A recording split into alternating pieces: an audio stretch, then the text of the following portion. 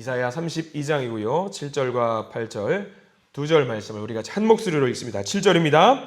악한 자는 그 그릇이 악하여 악한 계획을 세워 거짓말로 가련한 자를 멸하며 가난한 자가 말을 바르게 할지라도 그리 함이 거니와 존귀한 자는 존귀한 일을 계획하나니 그는 항상 존귀한 일에 서리라. 아멘. 오늘 이 말씀 가운데 하나님의 은혜가 넘치길 간절히 기도하고 소망합니다. 우리 기도하는 마음으로 먼저 고백합니다. 하나님과 동행하겠습니다. 우리 옆 사람 축복하면서 하나님과 동행하십시오. 하나님과 동행하는 날, 복된 날 되시길 간절히 소망합니다. 우리가 이사야 32장 이제 중반으로 부지런히 달려오고 있는데요. 이쯤 되면은 우리가 이사야 말씀을 볼 때에 두 단어로서 내용을 좀 요약할 수 있어요. 이제는 좀 아실 텐데 두 단어, 심판과 회복이라는 단어로 이제쯤 우리가 좀 기억을 해야 될 필요가 있을 것 같습니다.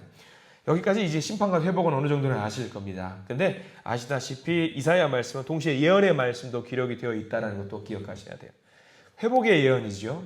모든 것이 무너진 다음에 그 무너진 곳에서 다시 하나님께서 위대한 하나님의 나라를 만드신다라고 하는 것이 또 이사야 내용의 핵심입니다.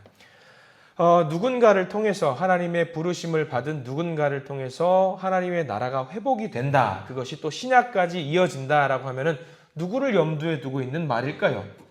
당연히 예수 그리스도를 염두에 두고 있는 이야기입니다. 절대로 무너지지 않는 하나님의 나라, 하나님의 통치가 있는 나라, 그것을 이루기 위해 오신 분 예수 그리스도지요.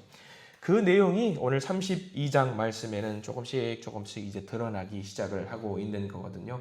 이 내용을 우리가 이 방금 드렸던 이 말씀을 기억을 하고 1절부터 보시면은 예언의 말씀이구나. 예수님을 염두에 두고 선포하고 있는 말씀이구나라는 것을 알게 됩니다. 1절부터 한번 볼까요? 1절 말씀 읽겠습니다. 보라, 장차 한 왕이 공의로 통치할 것이요 방백들이 정의로 다스릴 것이며 라고 나와 있어요.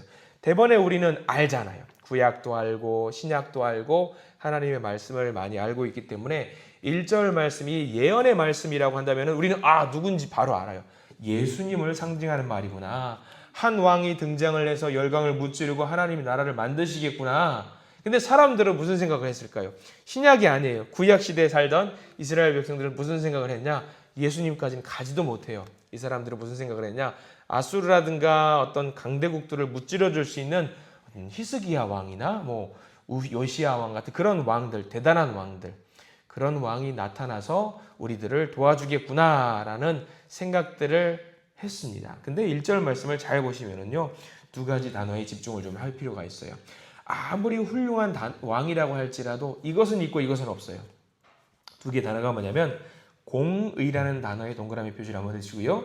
그리고 끝자락에 나오는 정의라는 말에 동그라미 표시를 해두시기 바랍니다. 성경에서 말하는 공의는요, 사람이 가질 수 있는 게 아니에요. 사람은 무엇을 가질 수 있냐면 정의는 가질 수 있어요. 정의롭다라는 말 하잖아요. 근데 사람을 두고 우리가 한 명 개인을 두고 공의롭다라는 말은 하지 않는 말이죠. 그러면 알 수 있죠. 공의는 누구에게만 있느냐? 하나님에게만 있어요. 하나님에게만 있어요. 그러니까 공의로 왕 같은 나라를 만든다. 왕이 공의로 통치한다라는 말은 하나님이 통치한다라는 말이 1절 말씀에 나와 있는 거거든요. 그러면 이 땅 가운데 사람의 몸으로 오셔서 공의를 실현할 수 있는 분이 누굴까? 하나님과 같은 분? 예수님을 말하는 거죠. 예수님을 말하는 거예요.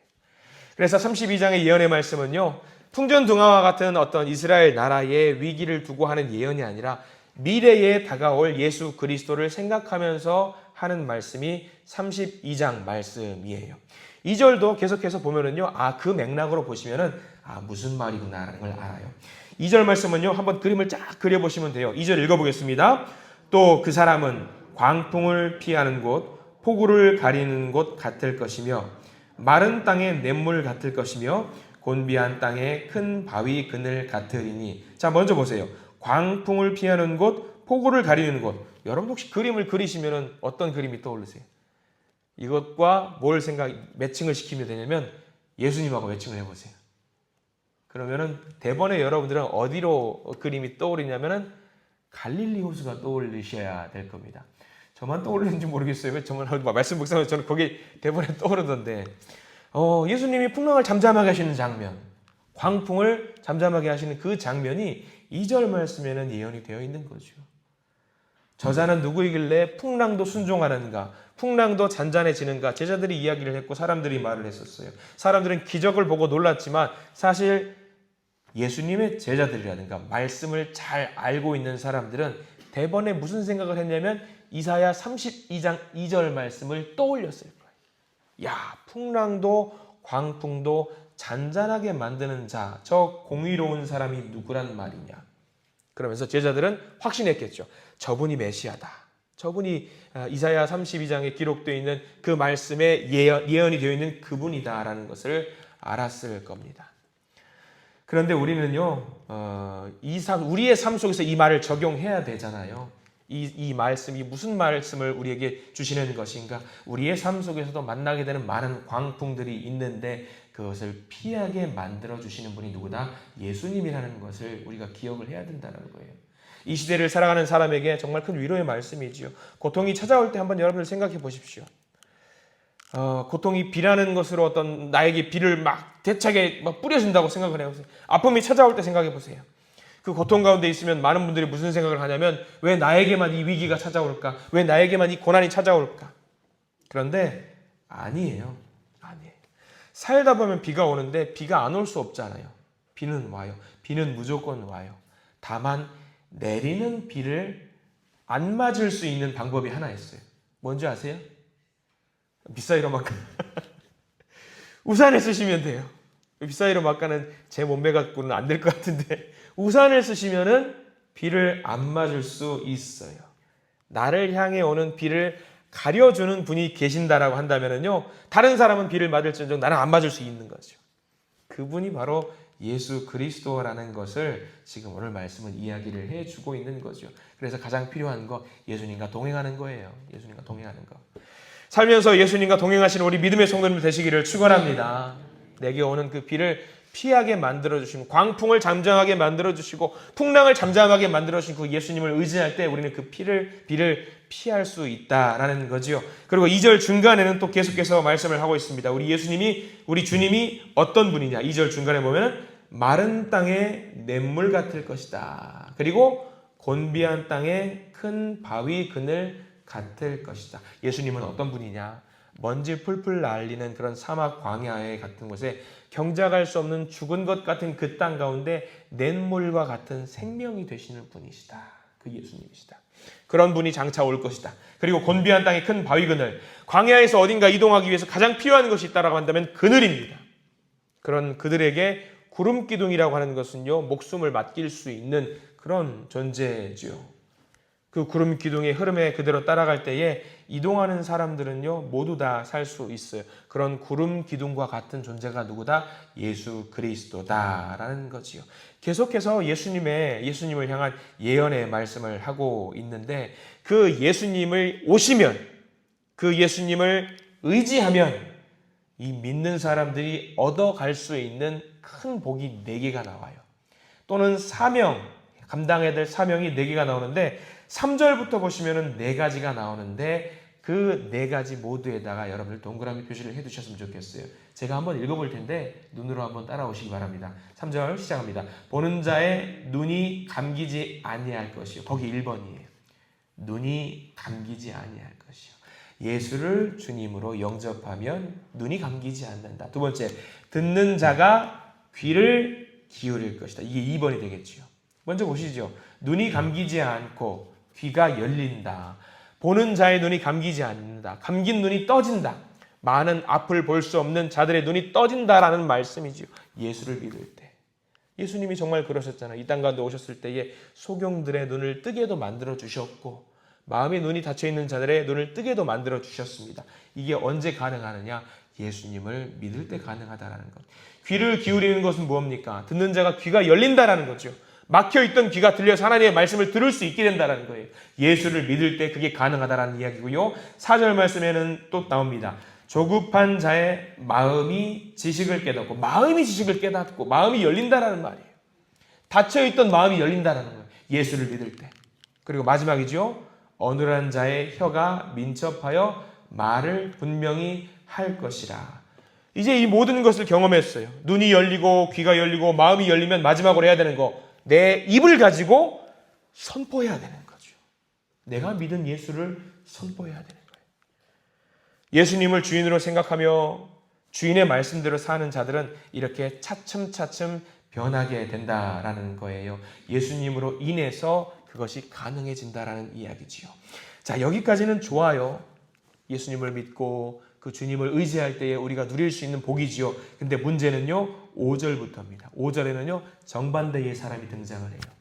마음이 열리고 귀가 열리고 눈이 열려서 선포하는 사람들이 있는가 하면 그 모든 것을 닫아버리고 어리석은 자들의 길로 가는 사람들이 있다라는 건데, 5절 하나만 좀 읽어볼까요? 5절입니다. 어리석은 자를 다시 존귀하다 부르지 아니하겠고 우둔한 자를 다시 존귀한 자라 말하지 아니하리니. 열강을 따르는 사람들, 예수님을 따르지 않는 사람들은 모두 어리석은 이들이고 그들은 다시 한번 높아질 일이 없을 것이고 어리석은 자라 칭함을 받을 것이고 존귀한 자라는 대접을 받지 못할 것이다 라는 말씀이 8절까지 나와 있어요. 예언의 말씀이죠. 심판의 말씀이에요. 우리가 이 말씀을 잘 기억해야 되는데, 그런 의미에서 이 마지막, 이 모든 것을 정리하는 것, 지혜로운 자 그리고 어리석은 자를 정리하는 말이 8절 말씀이에요. 우리가 읽었던 본문이죠. 이 8절 말씀을 같이 한번 읽어보기 원합니다. 밑줄을 그어가면서요. 존귀한 자는 존귀한 일을 계획하나니 그는 항상 존귀한 일에 서리라. 아멘. 여기서 말하는 존귀한 자, 우리 하나님을 말씀하는 겁니다. 아무리 세상이 득세를 하고 권세자들이 힘을 갖고 있다고 떵떵거린다고 할지라도 존귀한 자, 하나님은 누구의 일을 한다? 하나님의 일을 하실 것이다. 그래서 그렇게 하나님을 따르는 자는, 우리 예수님의 사역을 따르는 자는 어떤 자들이다? 존귀한 자다. 하나님만 존귀한 자가 아니라 우리들도 하나님을 따르기 때문에 존귀한 자다. 그렇기 때문에 여러분들은요, 저와 여러분들은요, 존귀한 사람이라는 것을 믿으시기 바랍니다. 하나님이 생각하시는 귀한 사람들이에요. 왜? 우리는 하나님을 따르는 자들이기 때문입니다. 스스로 생각하십시오. 야, 내가 정말 존귀한 사람이었구나. 나같이 형편없는 사람도, 나약하고 쓰러지는 사람도 하나님은 나를 존귀한 사람으로 세우셨구나. 여러분 그렇게 인정하셔야 돼요. 하나님이 세우신 귀한 분들이십니다. 힘들고 어렵지만 이런 어렵고 곤란한 세상 속에서 예수의 이름을 붙들고 사는 것이 얼마나 힘든지 여러분들 다 아실 겁니다. 남들보다 착하게 살아야 되죠. 거짓말도 하면 안 되고요. 험난한 일을 당하면서 애써 또 웃어야 되고요. 그러면서 또 예수를 믿어야 된다라고 선포하고 있죠. 힘들고 어려운 일이죠. 그런데 그런 존귀한 일을 맡기신 분이 누구시냐? 우리 하나님이시라는 겁니다. 그러면 그 일도 존귀하다. 그 일이 정말 존귀한 일이니까 너 말고는 이 일을 감당할 수 있는 사람이 없다라고 지금 말씀하시는 건데, 여러분 그 사명 우리가 온전히 감당해야 되지 않겠습니까? 어려운 일 같아요? 아니요. 하나님 나라 만드는 일은 별것도 아니에요. 여러분 사실 생각하면 새벽 예배 시간에 나와서 나라와 민족을 위해서, 그리고 옆에 있는 분들을 위해서 기도하는 것. 주님, 제 옆에 있는 이 존귀한 주님의 아들, 딸을 지켜주세요. 우리 가족을 지켜주세요. 우리 교회를 지켜주세요. 기도하는 것 자체가 얼마나 존귀한 일인지 몰라요. 여러분들이시니까 하는 겁니다. 하나님 나라를 만드는 그 일을 지금 감당하고 있다는 그 자부심을 가지시기를 부탁을 드립니다. 왜냐하면 여러분들은 하나님이 인정해 주시는 존귀한 분들이기 때문입니다. 그것을 잊으실까 봐 오늘 32장의 말씀을 통해서, 특별히 8절의 말씀을 통해서 내가 존귀하니 너희들도 존귀하다라고, 그리고 너희들은 존귀한 일을 해야 된다라고 말씀을 해주고 계시는 겁니다. 여러분들 오늘 하루 살아가실 때에 존귀한 자로 살아가시기를 간절히 부탁을 드립니다. 예수님을 믿으면은요, 광풍을 피하게 되고요, 폭우를 잠잠하게 만들고요, 마른 땅의 냇물과 같은 분을 만나게 되고요, 광야에서 바위 그늘과 같은 분을 만나게 된다라는 사실. 그리고 그분을 믿으면 내 눈이 열리고 나의 귀가 열리고 내 마음이 열려서, 내 혀가 열려서 하나님을 선포하게 된다라는 것들, 이 말씀을 기억하시기 바랍니다. 그래서 존귀한 자로 세우시는 존귀한 분을 찬양하는 존귀한 하루를 살아내시기를 부탁을 드립니다. 오늘 하루 하나님의 음성을 들으시고 아멘으로 화답하시는 복된 하루 살아가시기를 간절히 축원합니다. 기도하겠습니다. 하나님 감사합니다. 주님은 이렇게 좋은 분이시고 마지막 날에 모든 것을 회복시킬 분이라는 것을 우리가 다시 알게 됩니다. 공의로 통치하시는 분, 우리의 다친 눈과 다친 귀와 다친 마음을 열어주시는 분, 그 존귀한 일에, 존귀한 계획에 우리를 존귀하다 하시며 존귀한 사역을 감당할 수 있도록 인도하시는 분, 하나님께 감사와 찬양을 올릴 수 있는 우리가 되게 해 주시옵소서. 그 놀라운 사역에 오늘도 우리가 동참하기를 소망합니다. 힘들고 어렵지만 기쁜 마음으로 동참하기를 소망하오니 오늘 하루 그 일을 감당하면서 하늘의 복을 마음껏 누릴 수 있도록 저희들 인도하여 주시옵소서. 예수 그리스도 이름으로 간절히 기도드립니다. 아멘.